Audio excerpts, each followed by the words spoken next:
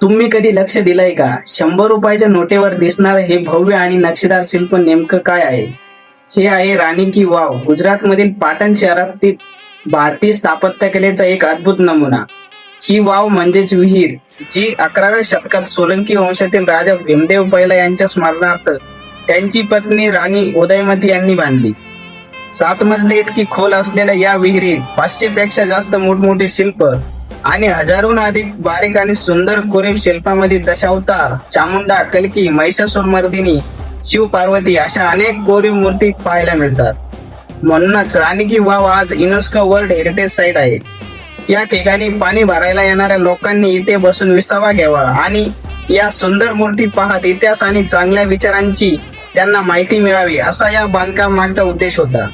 आणि हो, आज भारताचा हा ऐतिहासिक ठेवा आपल्याला 100 रुपयाच्या नोटेवर पाहायला मिळतो.